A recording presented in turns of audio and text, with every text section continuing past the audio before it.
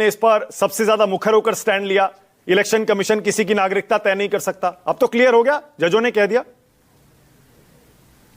देखिए, ये नागरिकता निर्धारित तो नहीं कर सकती, ये भी तो कह दिया गया। आप ही ने स्वयं उसको पढ़ा, मुझे दोहराने की आवश्यकता नहीं है।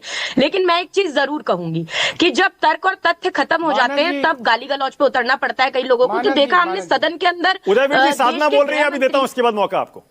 हाँ साधना बोल। देश के गृह मंत्री जी को सदन में गाली तक देनी पड़ गई। इतनी उनके पास तर्क और तथ्यों की कमी थी। तो स्पष्ट हो गया ना, देश ने देख लिया आज। मानक जी विषय पर एक मिनट चुप रहिए। अब मानक जी को विषय पर रखिए। आप भी तो नहीं, गाली राहुल गांधी ने दिया था, उसका जवाब दीजिए। नहीं नहीं नहीं, आप ज्यादा गाली राहुल गांधी जी ने दिया था। बहुत विषय पे रहिए आप। देख लिया, विषय पे रहिए आप। नहीं है ये विषय पे रहिए। गुरुप्रकाश आप जवाब दे दीजिएगा प्लीज, वन बाय वन आप जवाब दे दीजिएगा। मैं मौका दे दूंगा। पार्टी के प्रवक्ता बोलिए साधना ना दे हमें ज्ञान। अरे विषय पे नहीं है ये व्यक्ति।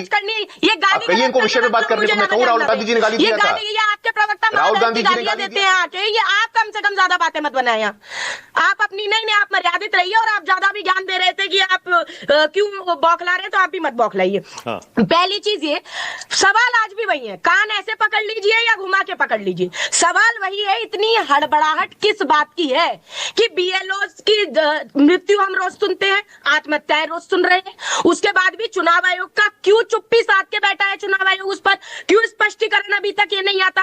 ज्ञानेश कुमार जी ज्ञानवर्धन क्यों नहीं करते हैं आत्महत्याओं पे? अभी तक क्यों नहीं आया? पहली बात ये क्या ये मैं दूसरी बात ये कह रही हूं कि इस तरीके से आपके पास जब तर्क और तथ्य खत्म हो जाते हैं, आज अमित शाह जी क्या क्लैरिफिकेशन दे पाए? कोई क्लैरिफिकेशन नहीं दे पाए। हम पूछ रहे हैं 16 मानक जी क्या विषय इनको बताया आपने? भाई चुप रहिए, बार-बार गृह मंत्री का नाम ले रही हैं प्रकाश पासवान जी। ये आप क्यों गृह मंत्री? अरे कुछ भी बोल रही हो तुम देश के क्यों? आप अरे राहुल गांधी गाली देता तो उसका जवाब देते नहीं होगा क्या? नहीं, ये देती होता है अपनी सभ्यता, यही आपकी। अरे राहुल गांधी जो गाली दिया था उसका जवाब दो। बड़ी अम्मा ने फालतू बात कर रही हो यहाँ पे। करना, वंदे मातरम अपनाएंगे नहीं, तिरंगा अपनाएंगे। अरे राहुल गांधी ने गाली दिया है मैडम, उसका पहले जवाब देकर क्या हो तुम?